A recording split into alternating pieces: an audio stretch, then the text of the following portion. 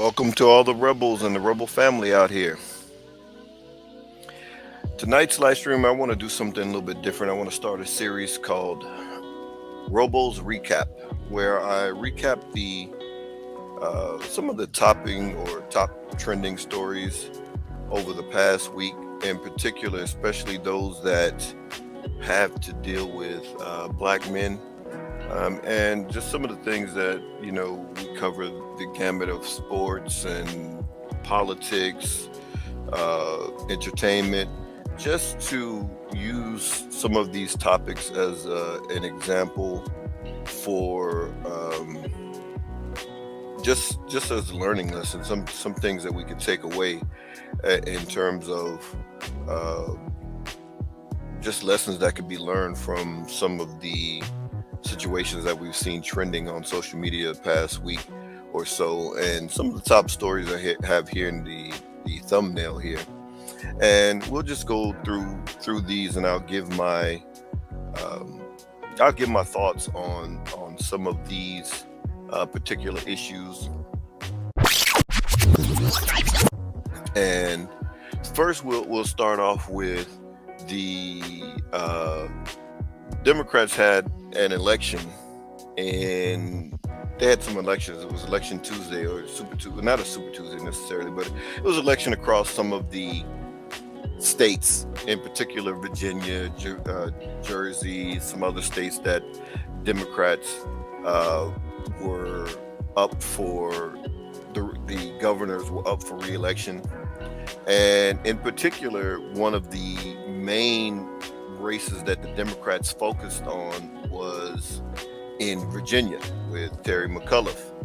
And here we see that Barack Obama was sent out to campaign for Terry McAuliffe, and it didn't go so well for Terry McAuliffe. In fact, he lost to the Republican candidate, and also was sent out was Kamala Harris. She was sent out to stump for Terry McAuliffe as well. And what this shows, though Joe Biden denied it, is that they have no Kamala Harris and Barack Obama have no sway with black people. They no longer have sway with black people like they did before, and it is a it is evident that from his loss, where things sit with the Democrats and black people, we've seen the hateful indifference towards black people since Joe Biden has been in office. And this was the result. If you're going to ignore black people, and their tangible needs and so forth, and do for everyone else, then this is going to be the result. And there are some stories here that I would like to focus on here, where the Democrats, black people in Virginia, basically told the Democrats that, hey, we refuse to be blamed for the Democratic defeat. And this is a good thing that black people are starting to say this. It's taken a while for black people to understand that, hey, you have to get something for your vote, that it is no longer acceptable for the Democrats to expect black people to vote for them, and then yet they give all of the tangible benefits to other groups. So this is a very good thing for black people in Virginia. And as we could see here, it's taken some years. Black people I can't call black. We shouldn't be beholden to either party, Republican or Democrat, unless they're going to do something specifically for black people. And something, when I say something specific, not just an executive order like Joe Biden put out not too long ago, and it basically stated nothing. when he signs executive orders for Asians or whoever, it's very specific about the amount of money that's going to be given to Asians. It's very specific the amount of money that's going to be given to the Afghan refugees or anyone else that Joe Biden has set up or has signed an executive order for. It comes down to the dollars and cents when it comes to other people. But when it comes to black people, it talks about how bad black people had it and how bad how bad black people have it and what we're going to do in order to remedy it, except for how much money it's going to take to do that. And as a matter of fact,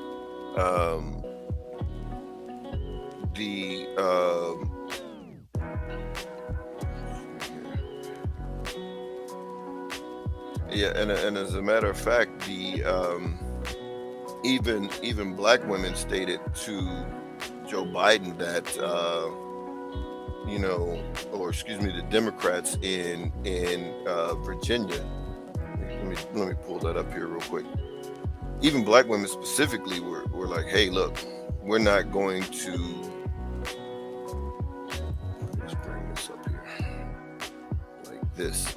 So, black women voters say, "Hey, they're not going to be taken for granted," and all black people should be saying the same thing. And I'm only bringing this up because, black people as a whole need to understand how politics work.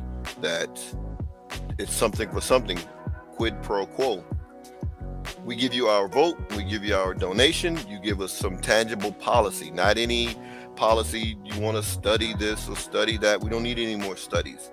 You can say in the executive order exactly how bad black people have it, yet further along in the executive order, you don't state specifically what you're going to do to remedy it. It's just a study. So this is a good thing that black people are doing here, and I'm happy that they, some black people are starting to wake up. So the next story that we're going to take a look at is going to be,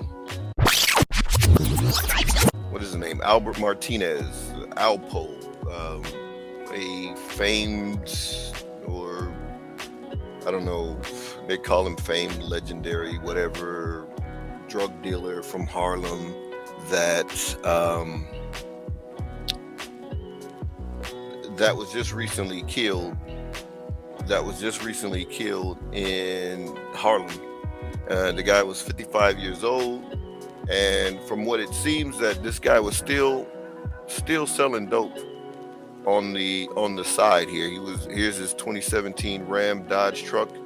It shot up. It looks like whoever did it, I'm not sure if he was expecting it. It didn't seem to be that he tried to get away beforehand. He tried to get away after he got shot. It appears that he tried to roll off, tried to throw out the dope that he had. I think he was selling heroin as opposed to cocaine that he was doing in the late 80s. This guy has admitted to murdering at least 14 people. As a matter of fact, this particular picture here, the one on the left shows that when he was arrested, and then the picture to the right is after he got out of prison, after snitching on people in the game. He actually did an interview, a YouTube video. You can find this video on YouTube, to where he took the guy filming. He took him back through the route that he took Rich Porter when he killed Rich Porter. Showed him exactly where he picked Rich up, showed exactly where he shot him, even described how his little man, this is what his words, his little man's was too small after he shot Rich, that the little dude couldn't pull him out and put him in the woods, so he had to help him. Rich was still alive, he gasped, then he grabbed the gun and he killed him. He admitted to several other murders, so he was describing how once you get a deal, you have to admit to all the stuff that you've done in the past. So he admitted to like 14 murders, right? And so I think he spent 20 years, got out, and then he was back on the streets, back in Harlem. And it was just a matter of time because obviously the streets, don't forget, the streets are the streets. And unfortunately here, this again leads us to the one of the negatives in Black culture, in terms of idolizing these types of guys. I saw and these, granted, these may have been young people, millennials who only saw and knew of, they only know of the cocaine epidemic or the crack epidemic in the late 80s and the early 90s through movies or TV shows like the BMF and Snowfall. So it's kind of glamorized in some of the music. They didn't know exactly how bad it was during that time, so they kind of glorified this guy. Oh, the guy had style, he had swag and all this crazy nonsense, kind of big up in this guy. And even I think there was some type of phone call about the guy from, what is that, BMF show, the Black Mafia family, the Big Meech guy, had talking about Alpo walking around and so forth. And, people even going on nonsense of saying, free that guy, free Big Meech. I don't understand that part of our culture. And, like I did a live stream before, just kind of breaking down parts of Black culture that is actually trash. This is one of them, that if you're going to glamorize this guy or, in any shape, form, or fashion, that's a problem. This guy should not be glorified. He was the worst thing that, if you are a street dude or you're a street person, someone who's in the street or who's in the game, he's one of the worst people ever because he was a snitch and admitted rat and admitted snitching on people to not face the death penalty, to get himself a lighter sentence. So, this guy is that's one of the worst things that you could be in the game. But anyway, maybe I won't be so harsh as to say good riddance, but a person like this guy needs to be off the streets. You live by the gun, you die by the gun. I mean, it is what it is. There's no tears lost for this guy. I don't care what people are saying. Well, he had loved ones. Well, so what? He lived to be 55 years old. That's twice as long as a lot of the people that he killed got a chance to live. Rich Porter and some of those other guys. And I'm not being sympathetic to Rich Porter because he was a dope dealer as well. Most of the people that he killed was in the game as well. So I'm not being sympathetic to those guys. Yes, they had families and so forth and so on. But if you choose to be in that lifestyle, that's one of the things that comes with it. And, obviously it is what it is. So,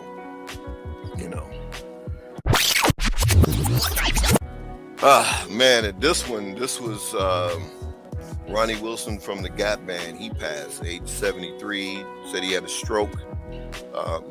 Now a brother doing something like this, he gets condolences to the family and, an RIP to him.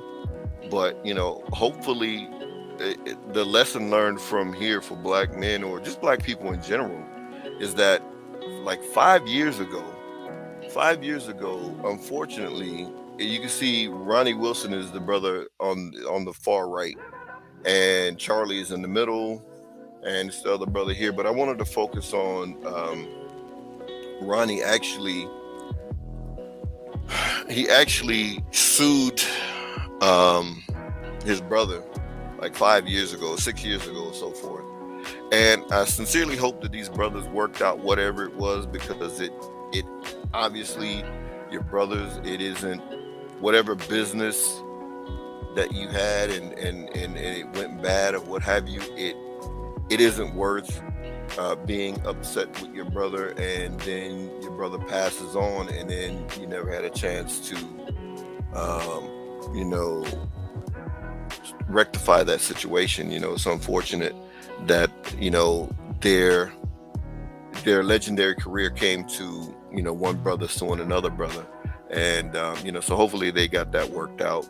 before he passed, and that there was, obviously a mending of fences. So again, rest in peace, and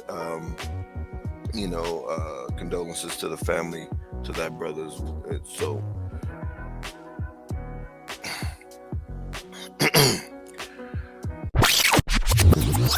all right, so jump over to my guy Will Smith.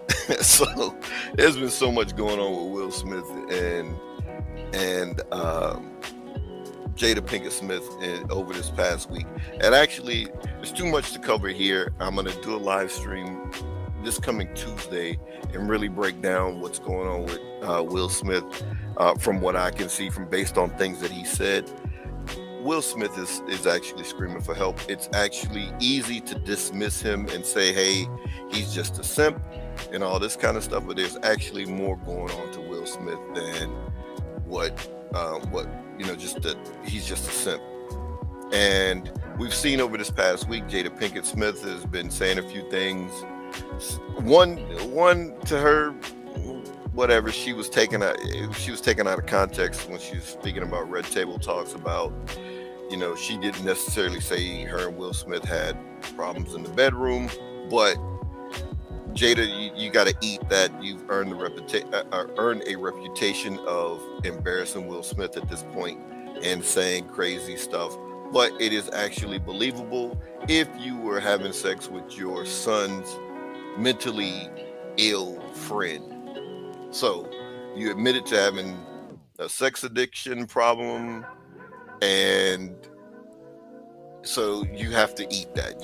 They misquoted you, whatever. You have to eat it. You have to own it. You've been embarrassing this guy enough, and even still, after that, still coming back and saying other stuff. Will Smith seemed like they were going tag team. Anytime she said something and got heat for it, here he comes to the rescue and saying something. First thing that he said this week was that he contemplated suicide. Next thing that he said was that he contemplated killing his dad as revenge for his mother. And the brother's all over the place, and I really hope that brother gets some help, because there's more going on to him. Jada Pinkett doesn't want to be married, obviously. Like I said, I don't want to get too much into it because it's a lot, but he wants to hold on. He's going to hold on to the marriage no matter what it is. He's the type of guy that's compulsive. He's a compulsive winner, so he refuses to lose, and that is not always a good thing. So I'll just leave it there, and join me again Tuesday, and we'll get deep into what I see, what's going on with our brother Will Smith. As Charlemagne the guy would say, sending healing to that brother, because he needs it at this point. All right. Now, my guy Wesley Snipes here. This is a big one here. So Wesley Snipes gets thrown under the bus by washed up, haggard actress, non-singer Jennifer Lopez, right? She throws Wesley Snipes under the bus, and this picture is actually taken during their time right after filming the film Money Train, and she remarked about their sex scene on Money Train, talking about how disgusting it was or whatever. Let me jump over and read to what she said here.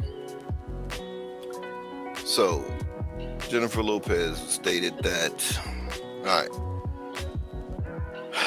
okay, she's saying how he was a big star at the time with a lot of clout, and I was just starting out. It was my big break, and he really pressured me. He told me if the scene wasn't hot enough, my part would end up on the cutting room floor, and that it would be bad for my career, like I'd get a reputation as being difficult to work with. She says she felt uncomfortable, so we did it, and it was horrible. We were both completely naked. I want you to focus on that part. We were both completely naked, with nothing between us except a sock on his boner. I was so naive then. Now I would have pillows and covers and whatever to prevent contact, but I didn't know any better, she added. So here's this famous actor basically humping my leg and pawing away at my breasts and kissing them. It was awful. Focus on that part too. Pawing at my breasts and kissing them. It was awful. I felt violated. I swore I'd never work with him again. He's not done too well lately anyway, so maybe that's karma. Okay, so, and I'm calling her haggard. She's a haggard Hispanic white woman. And, you know, trying to get a little clout after this, at this point, trying to do that movie. What was that movie? Whatever it was, she was a stripper. She was a stripper and robbing people. And it was based on some kind of true story or whatever. It had Cardi B in it. Hustlers, that was the name of it. Okay, so I want to share something that she said. I want her own words to play, and we'll talk about it. Remember, focus on that. She said that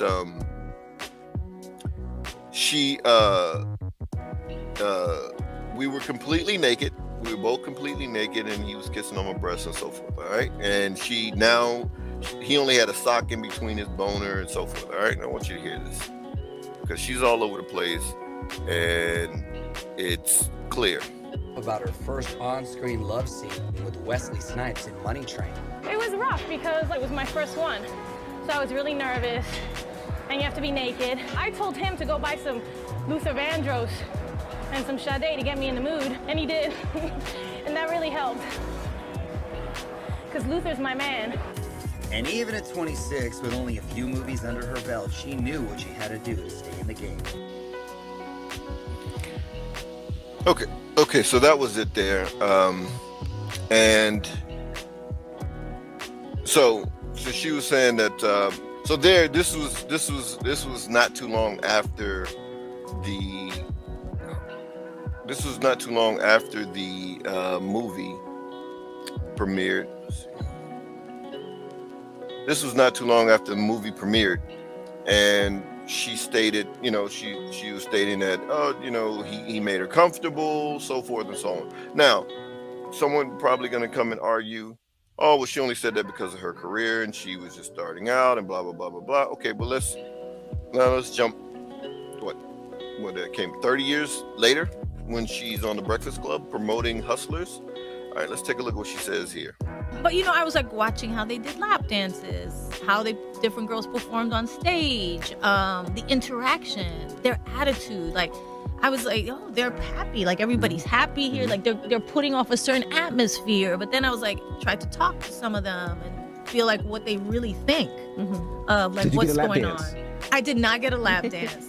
I was like, it was like my first time, so I was like a little bit like just like looking at everything. That's your first time in a strip club? Well, I went to a strip club many years ago when I did the movie Money Train to get a body double. They were like, you should go to the strip club and just pick out. Why the hell would J-Lo need a body double? I didn't. I was. Oh, you don't want to be nude? I didn't want to do nudity. Got you. I was like my second movie. I was young and scared. You said back then, so now you're okay. I'll do a little bit more, but I'm still not a full nudity person. Like, I just don't feel comfortable with that. Right. So you'll be all over the gram. Oh, you're like, here's J-Lo. Okay, so she was saying she got a body double, and because she didn't want to be fully nude. But then earlier she was saying, hey, I was fully nude, and he's pawing at my breasts, and you know, it was only a sock between it. She's all over the place with what she's saying. There were other clips of her throughout the years saying different things as well about this whole incident and the whole scene. She even remarked about how Woody Harrelson. See, now she didn't say anything bad about Woody Harrelson. This was right after the filming of Money Train. One of those interviews, she stated that Woody Harrelson was saying to her that, hey, I can't wait until the sex scene. And she talked about how Woody Harrelson, as soon as filming was over, he was out of there. He came at the last minute, and then as soon as filming wrapped, he was gone. He didn't want to be on set. And then she said, here's this day we're doing this sex scene. Woody Harrelson shows up on set, and it's a day that he wasn't supposed to be on set, and he's there trying to get in just to take a look at her filming the sex scene. And then she says, she had a body double. She was getting a body double. She wasn't. So she's all over the place. So that last clip was when she was on the Breakfast Club promoting Hustlers, which was a couple of years ago, 2019, I think. So now you could tell the truth. Okay, either you were naked or you had a body double, or it was horrible. Exactly what is it? So now why is she actually out here saying this about Wesley Snipes at this point? Where did this come from out of the blue? But anyway, she's old and haggard, and white women would typically do this at some point. I don't care if they have Hispanic background. I don't care if they're supposedly Jenny from the block. They will at some point. Look to throw a black man under the bus for whatever reason. It is what it is. So, jump over to the next story, our brother Ice Cube here. And I don't like to get into praising celebrities too much or anything like that, because obviously they are compromised, in my opinion.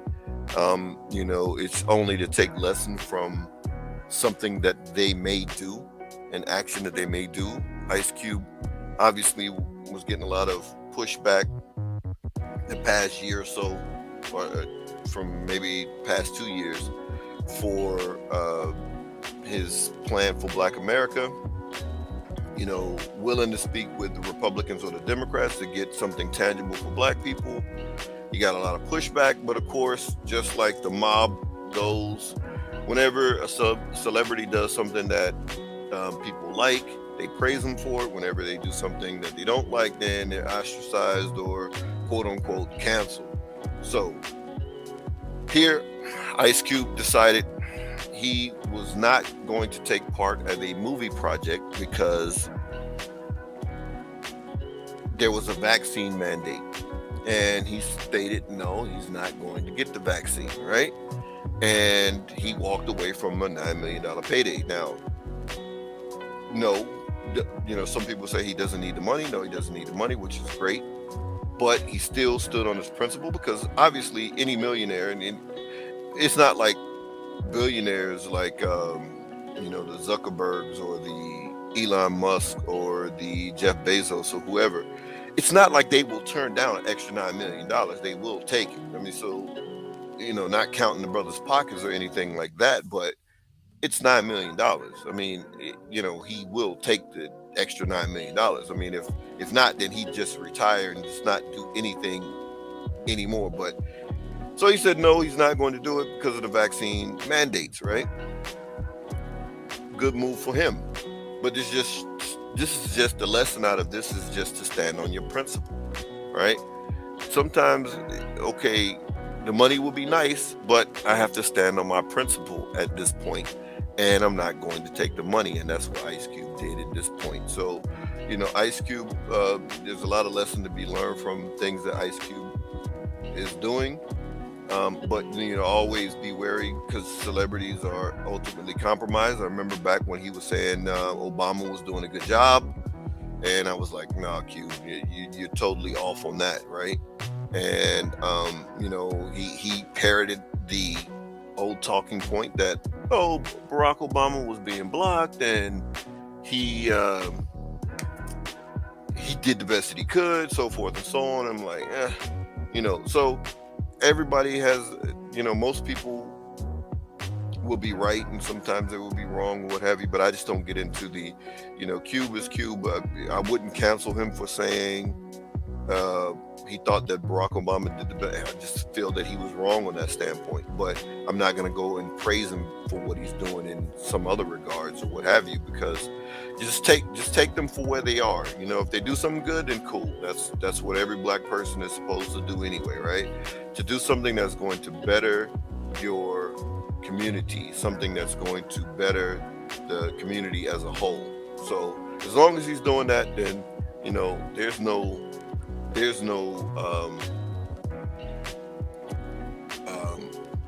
I'm upset with him or anything like that or what have you. But shout out for him for standing on what he believes, and that's a good thing.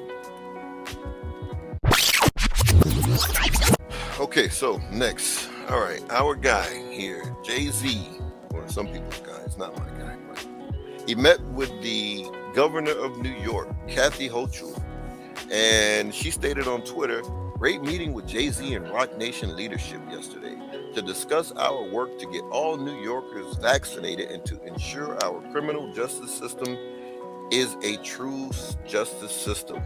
And a lot of people, it was funny because this is trending, and I'm gonna get more into Jay-Z in just a second, but this is trending, and it was funny because people were like, "Oh hell, black people really is about to getting locked up in New York now," and it was like, look, so just like with Jay-Z, same thing I was saying about Ice Cube, Jay-Z, when he stated, "All right, we're past kneeling in speaking with Kaepernick," and he made a deal with the NFL.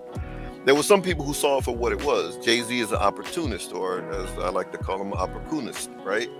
He does what's best for Jay-Z, which I have no problem with that. Do what you need to do for yourself and to make your family better, whatever. Provide for your family, fine. Do whatever, right? To a certain regards, right? There's certain things that I wouldn't do, but to each his own, and especially if it's illegal, right? So it was legal for him to make a deal with the NFL. And, there was two sides. There were people on both sides. Well, you got to have a seat at the table. A lot of people, well, Jay-Z just getting a seat at the table. Watch when he gets in there, he's going to make room for black people, and he's going to get Colin Kaepernick, this, that, and the third, and so forth, and blah, blah, blah, blah, blah. And then there was the other side. Man, we see what this is. This is a move for Jay-Z and Roc Nation, so his Roc Nation artists can perform at the Super Bowl. Then what happened? Roc Nation artists are performing at the Super Bowl. So, I mean, but he was correct. We were past kneeling and Colin Kaepernick. Like, you're going to keep kneeling for 50 years? First of all, I'm going to save that. I'm not going to get into Colin Kaepernick. I'll save that. But anyway, so, I mean, exactly what are you going to do to help get all New Yorkers, and they're talking about black people here, by the way, let's be clear.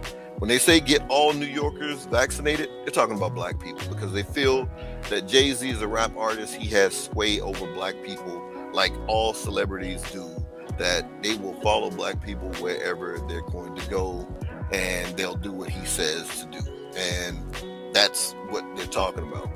Now, this true system of justice, I don't know exactly what that means because, I mean, Jay, to my knowledge, he doesn't know anything about the criminal justice system. I mean, he's not, I don't know if he's going to pull Van Jones up there. I don't know I don't know how a rapper is going to help the criminal justice system in New York. I just don't understand that, but that's what they do, right?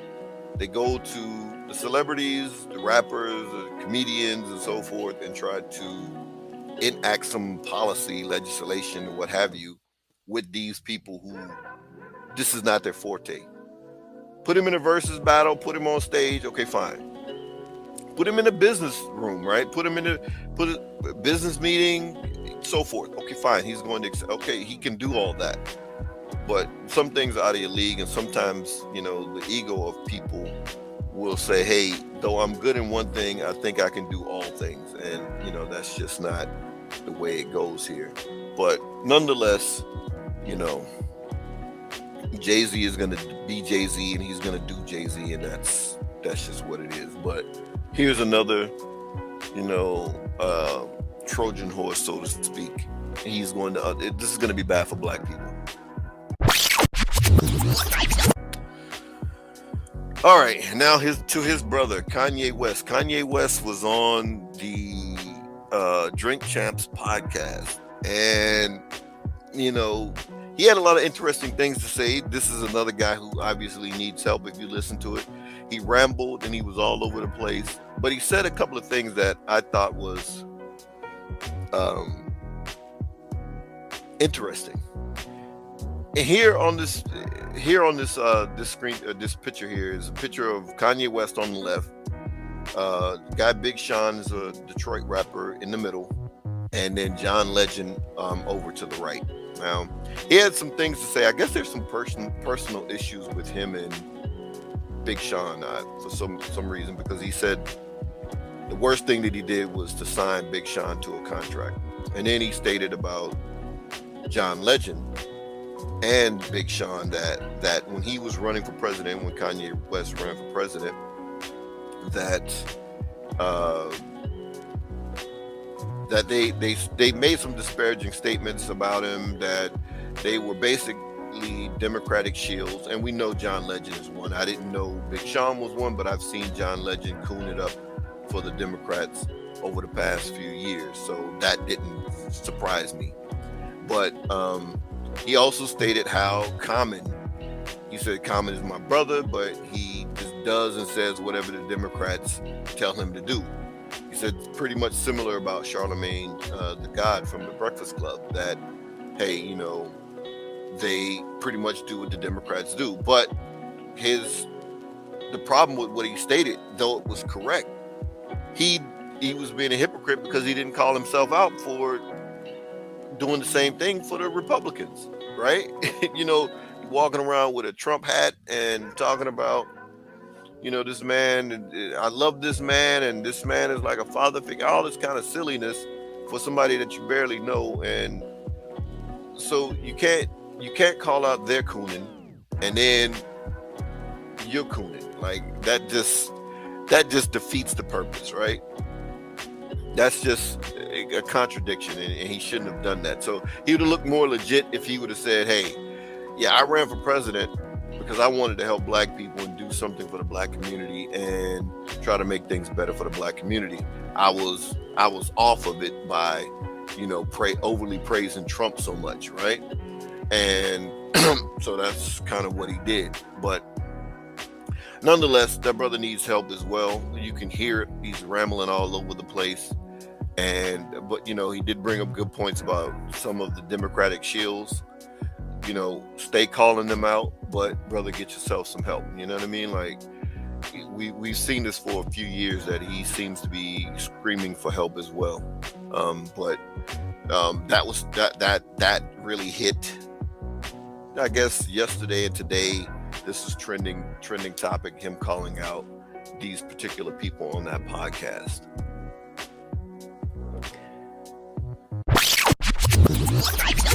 And that leads us to Stephen A. Smith. So Stephen A. Smith is, if you don't know, he's the guy in the middle. To his to the left of the picture, on the left-hand side, is Kyrie Irving of the Brooklyn Nets, and then Aaron Rodgers of the Green Bay Packers. I think he's with the Green Bay Packers. Hell, I don't know. I don't watch football like that, whatever. But anyway, what happens?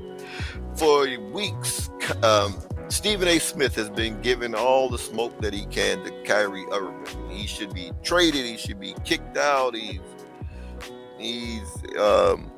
letting his team down. I mean, such vitriolic smoke for Kyrie Irving these past few weeks, because Kyrie Irving has never tested positive for coronavirus.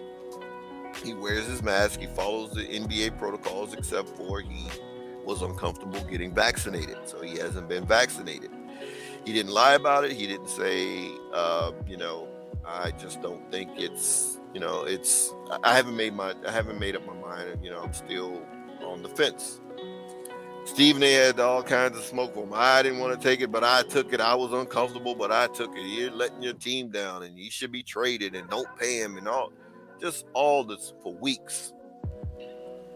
Now, flip over to Aaron Rodgers. It came out just yesterday or the day before that Aaron Rodgers tested positive for coronavirus. And he's walking around the locker room, the field, playing games. And back a few months ago, he said he was immunized. He didn't say he was vaccinated, but he said he was immunized, playing word games. So people took that as he was vaccinated. So Stephen A. gets on his show this morning or yesterday and was like, Aaron Rodgers is a liar. He lied. He should be suspended. And that was pretty much the end of the smoke. With Kyrie Irving, he would get on his live. Kyrie Irving got on his Instagram live and tried to state his position. As soon as he was finished, Stephen A. Smith, that was the dumbest thing ever. That was so stupid. I'll be ready for first take in the morning. As soon as Kyrie Irving said something. So here again we have, bootlicks. We saw Stephen A. get put in his place when he didn't say anything wrong when he was talking about domestic violence and with Ray, whatever that boy was who hit his wife in the elevator, and he was like, sometimes these things are provoked, and we know mutual combat exists in terms of domestic violence. That's the largest portion of domestic violence is mutual combat, meaning the man and the woman or whoever, or the two parties, were both combatants. They fought each other mutual combat. And he said that's what he was stating, that hey, sometimes these things are provoked, that they will swing on you, because we saw that one in that elevator. She actually spit on that dude or hit her or something first, whatever it was. Anyway, the white woman put him in his place. He got suspended. He apologized, and he's sucking crow. And now when it comes to Aaron Rodgers, apparently he likes this guy. This is one of his football guys. He likes him. So he didn't go hard at all with this. It wasn't the same kind of smoke. And Jay Williams called him out about it. And, which is good for Jay Williams to say. Now, Jay Williams, he has his own issues in certain things that he says. But in this fashion, or in this instance, he was correct. And again, like I said, this is why you don't go overboard in praising or celebrities. You take what their actions for what they are, and if it benefits the community, then that's all well and good, and you keep pushing. But because they're going to do something at some point, because they're control pawns for the liberal media, and in Stephen A's case, it's the liberal sports media. So Jay Williams will do certain things too as well that will rise. It doesn't rise to the Stephen A. Smith level of cooning, but Jay Williams does his own, as well as Shannon Sharp. He didn't have all the smoke either for Aaron Rodgers. It was very straight to the point, and then the story dies. The reason why Kyrie's story went on for weeks is because people like Stephen A. Smith will push it. Shannon Sharp will push it. Those are the major ones. I ain't even going to the rest of the coon train on those guys or what have you that you see all across sports media blasting Kyrie Irving for not taking the vaccine or what have you. So, but this story has died down. Stephen A. is not going to get on his live and continue to talk about Aaron Rodgers. We'll see Monday exactly what he says. Then that way it will have been 3 or 4 days. Let's see if he has any more smoke for Aaron Rodgers. I doubt it, because Aaron Rodgers is white, and Stephen A., Shannon Sharp, all these guys are put on these shows to be the attack dogs for black people, to hide the racism of ESPN or Fox Sports 1 or whichever company, you name it. That's their job, and that's their go-to. So, we'll see Stephen A. Smith. I'm sure you're not going to go in on Aaron Rodgers anymore. That's for certain. You will continue to coon it up about Kyrie Irving. Even when Jay Williams was calling him out about Aaron Rodgers, guess what Stephen A. did? He would flip the conversation right back to Kyrie Irving. I'm not going to play all these videos and so forth. You guys can look it up. I don't know if ESPN would even copyright flag me, so I'm not going to play their video. There's certain ones that I'm going to play so you can actually see certain things, but Stephen A. is not going to have any more smoke. But we'll be watching and we'll see. Next story. This guy. I don't even understand why black people are still confused. And what are black people confused about? This guy. How many times, when are black people going to learn? How many half-white black men, or okay, let me rephrase that. How many half-white men raised by white people quote unquote come out to do something for black people, how many times are black people gonna fall for that okie doke? I mean, we had 8 years to learn this lesson from the coon in charge, Obama, the half white president. Okay, he was half white, raised by white people, and you expect him to have any sympathies or anything, any kind of camaraderie or any kind of love and feeling for black people? And yet here we go again, Colin Kaepernick, coming out with the fro and all. He's raised by white people. I don't trust this dude. He's half white. If these are the tragic mulattoes, I'm sorry, I just gotta say it. These dudes are confused. This dude is totally confused. And let me share with you why I'm saying he's confused. And I know as soon as you start talking about Colin Kaepernick, then it's like, okay, you labeled a coon and so forth. Colin Kaepernick is the coon. Before I even get into that, let's just look at this thing. Okay. Despite what people said, he didn't give up his career. He was on his way out. Let's stop the nonsense. He had made his money, so he didn't give up his career. He was on the downslide. He had just lost his starting quarterback position, so that means he was on his way out. And then all of a sudden, what does he do? Okay, now I want to be some type of protester. Okay, now who are you protesting to? He's protesting to old rich white men whose responsibility or job is not for criminal justice reform. They are NFL team owners. And so what do you expect for them to do? Could they push policy? Of course, yes. Meaning they could lobby for it. They have enough money, they're billionaires. They could lobby for some type of policy. But is it their job? And I'm not taking them off the hook or anything like that or whatever. But anybody who knows racism and understands that, okay, white people are not going to dismantle that system, especially not rich, old white men. They're not going to dismantle that system. So then who is it on to dismantle it? It is on the victims of that system to dismantle it. That's just common sense, right? So he gets down on a knee and starts to beg these old white men to do something about criminal justice reform, or the cops killing unarmed black people, right? White cops killing unarmed black people. They're supposed to do something about it, but you never say what they're supposed to do. Then when he has the opportunity to actually talk to the one rich white man who could actually do something about it, he refuses to go. So Trump wanted him to come to the White House and meet with him and talk it out. This guy refuses to go. That right there should have shown black people, okay, he's full of crap. He's doing this for attention. He doesn't have an answer. He doesn't know what he's talking about. He has no plans. And so why is he on the screen? Because his Netflix special came out, his series about his life that was produced or directed by Ava DuVernay, came out to tell the Colin Kaepernick story, right? And people are lauding over this thing, and I tried to watch 2 minutes of it and I couldn't get through it because I can't take his voice, and it's the biggest load of bullcrap ever. And let me share with you why it's bullcrap.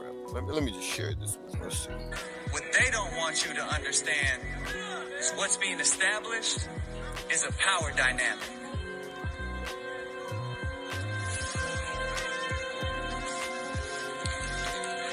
Before they put you on the field, teams poke, prod, and examine you, searching for any defect that might affect your performance.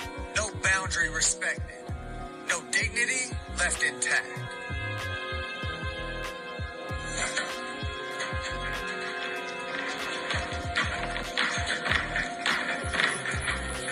Come on, boys, hurry up. Look at that shake there. Look at this. Mr. Farmer got your bid. 30, Jamie, 30 to you.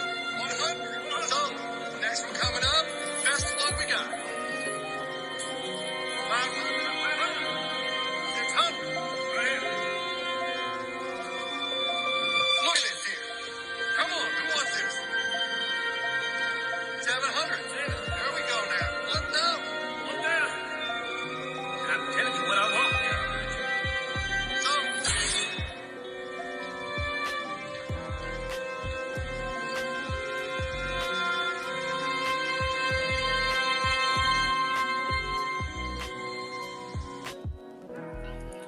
Okay, so that's it there. And let me show you this here. Okay, so what did we just witness there? That's part of that. Like I said, that's part of his special, and he likened the NFL Columbine to slaves being sold at auction, where they are examined and prodded and poked and so forth, and any deficiency or discrepancy, they will lower the price on said slave, as they will lower the I guess the money offered to the NFL player. But what do we have on the screen? Colin Kaepernick says he's still training 5 to 6 days a week in hopes of NFL comeback. Now, is this dude insane? You just liken the NFL Columbine to the slave auction, and I get it, $40 million slaves, I get it, but that was a metaphor. It wasn't apples to apples comparison. But if this is the case, if you really believe that, then why are you still hoping for an NFL comeback? This dude is bugged out of his mind, and black people can't see this. I see it as clear as day as I'm looking at this screen that this dude is insane. Like, why are black people still on this Colin Kaepernick train? Like, if the NFL is so bad, why are you still trying to go to work there? He's a Nike controlled pawn. Nike set him up well. He's taken care of. Why do you need to get back into the NFL? Because it's your dream. You've played. You've taken a team to the NFL, or Super Bowl. What is the point? What are you still hoping to get? What are you hoping to accomplish? He's bugged out of his mind. This dude, I don't know how else to say it, but this dude is insane. And black people are still riding for Colin Kaepernick? Are y'all insane? Because it's clear at this point that this dude he just wants attention. He has no plan. He has no plan of what he thinks could help the situation. He just wants to get back into the NFL. He's still training, as if anybody in the NFL is going to call him. Look at this. I'm still up at 5 a.m. training 5-6 days a week, making sure I'm prepped to take a team to a Super Bowl again. That's not something I will ever let go of, regardless of the actions of 32 teams and their partners to deny me employment. They didn't deny you employment. You denied yourself of employment. You refused to. I think he was able to re-sign with a team, and he chose not to. You're a distraction. People like, did he get blackballed? Yeah, of course. Who would? You're affecting their bottom line. Any business, their bottom line is to make money, to make a profit. If you're going to hurt that bottom line, then you can't be there. It's just as simple as that. Now, is there some racism involved? Maybe, sure, right? We can't prove it because Colin Kaepernick he's such a he's all over the place. You talk this bad about the NFL, but yet you want to go back and work for them. That makes absolutely no sense whatsoever. Zero, none. And I can't believe people are still falling for the foolishness. I truly don't get it, It said the same way I was persistent in high school is the same way I'm going to be persistent here. Man, stop. It's just attention seeking at this point. He hasn't played since 2016, and he's not going to play again. If you really want to play football, go play football for another league somewhere. Why the NFL? They treat their players like slaves or what have you. The NFL Combine. I'm not even going to break that down because it was just silly in itself, right? Do some things kind of line up that they do some of that to examine and analyze? Yes, okay, that part. But then they're getting paid millions of dollars, so they submit themselves to it. And it's like, if you don't want to be submitted to that type of treatment, then don't be submitted to it. They have a choice, right? Slaves didn't have a choice when they were getting put up there on the auction block and so forth and getting examined. These guys have a choice. They're making the choice, and it's their choice to they want to do something for their family, make $1 million or whatever it is, so forth and so on. This is part that comes with it. Hey, you know what you guys can do? If you guys all got together and refused to do it, maybe they wouldn't do it at some point. All of you college guys coming into the league, hey, we refuse to do that or whatever. Especially if it was like a Heisman Trophy winner. But that's going to take them to stand up against that. You know, people are still going to support football. It is what it is, and those things are not going to change as long as, you know, there's billionaires willing to pay people millions of dollars to, you know, play a game or a sport. So it is what it is. But stop following this Colin Kaepernick guy. This dude is bugged out of his mind. He's totally insane, and he's doing all this crap for attention. He's not serious about anything. We got to stop getting confused by these dudes, these half-white dudes who were raised by white people. They are sleeper agents, and if we let them in our ranks, then we're gonna be confused and bugged out of our minds like this Colin Kaepernick guy. He's a totally insane guy. All right, last topic. Do a quick little movie review. I'm not gonna give any spoilers. I'm just going to say that this movie, The Harder They Fall, which was produced by Jay-Z, this is one of the reasons why he jumped on Instagram just to tweet this out, right? I think in 3 hours he got 1 million followers on Instagram and tweeted out this picture of The Harder They Fall because he produced it, and then he jumped back off of Instagram. He deleted his Instagram account. So, all right. Produced by Netflix. Stars Jonathan Majors, Idris Elba, Zazie Beetz, I don't even know the chick's name, Regina King, Delroy Lindo. They're all star cast of black people. All black movie, Deion Cole, so forth, right? Now, the movie was given some it caught a little flack because Zazie Beetz, whatever her name is, I don't even know how to pronounce this girl's name. Zazie Beetz. She is here again, nothing wrong with her. I mean, she's considered black. She's okay. This is what she looks like, right?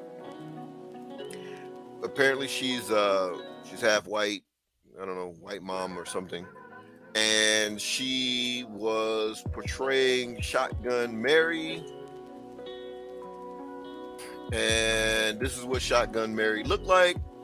So of course, the wokey wokes were like, hey, there were plenty dark-skinned sisters who were from, you know, dark-skinned Black American sisters who could have played Shotgun Mary in this film. Yes, of course, that is absolutely true. I do agree with that yes, you could have picked someone that looked closer to who resemble Shotgun Mary. This is another picture of them. You're gonna pick someone that looked closer to Shotgun Mary, of course, right? But it's Netflix money.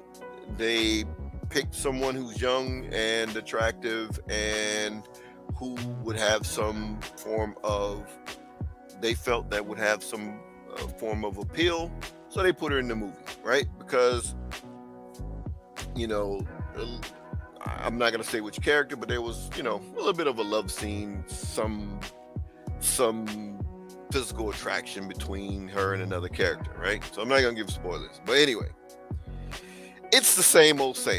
I say this before, these are nothing but blaxploitation movies updated for 2021.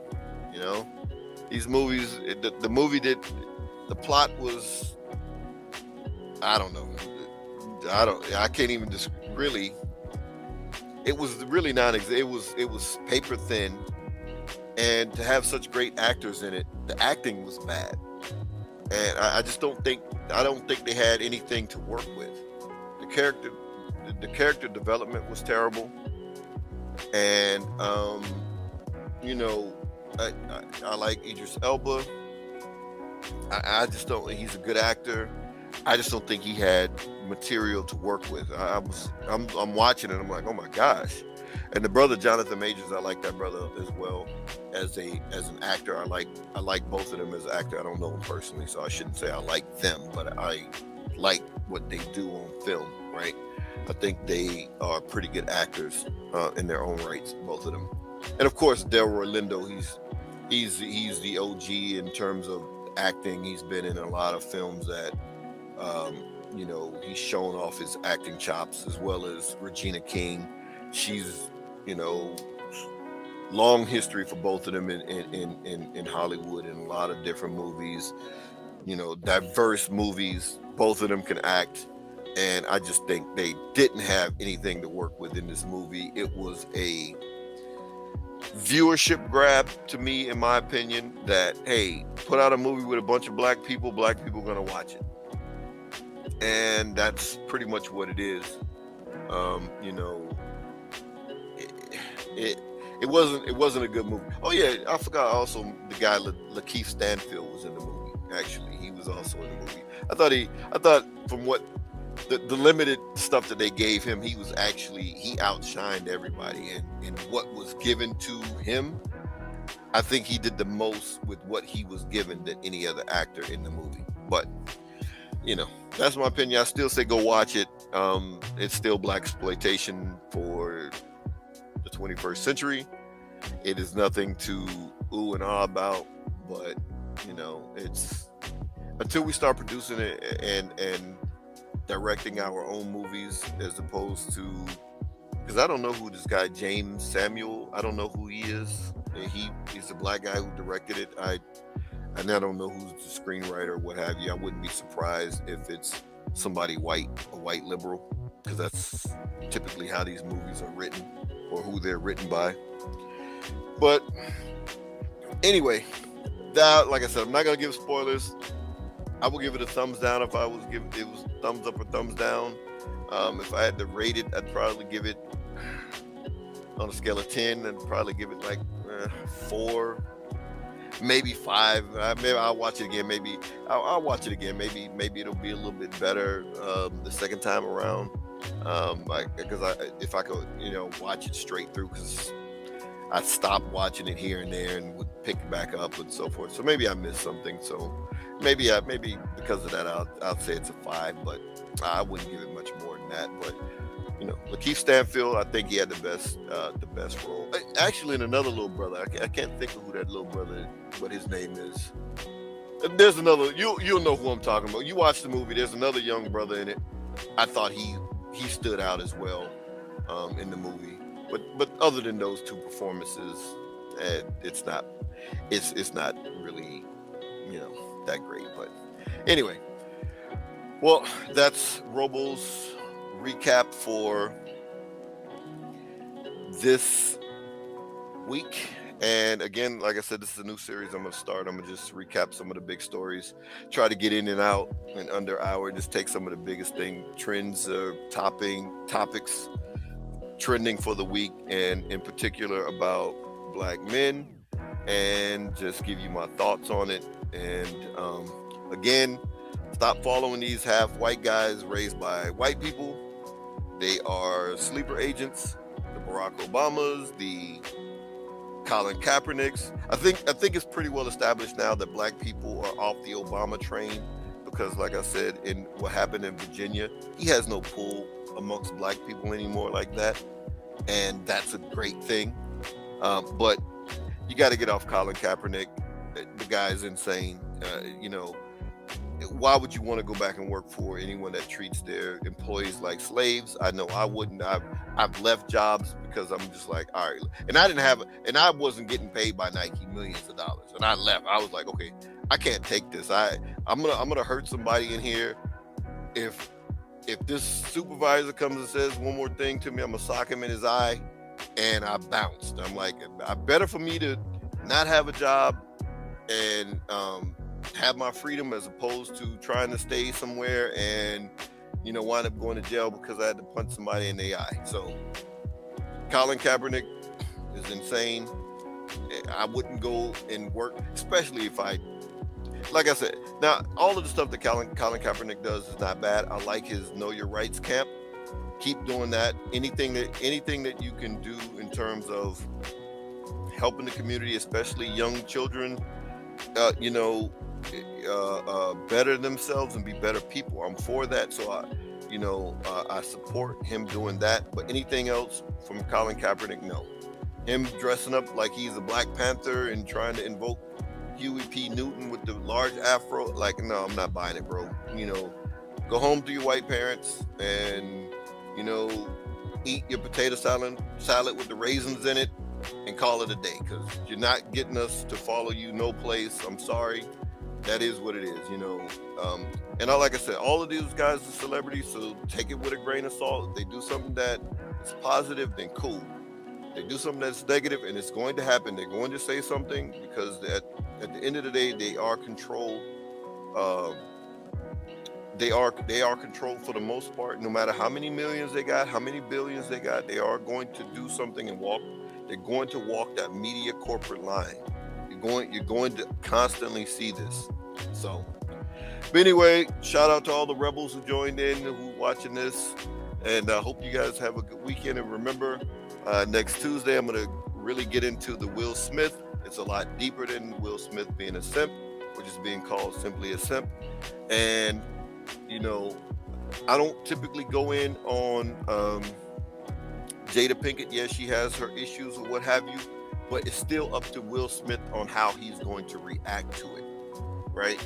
No matter what the outside environment or people around us is going to do, we still have to manage our conduct in it. And that's the angle that I'm going to talk to you guys about. So see you next Tuesday. Shout out to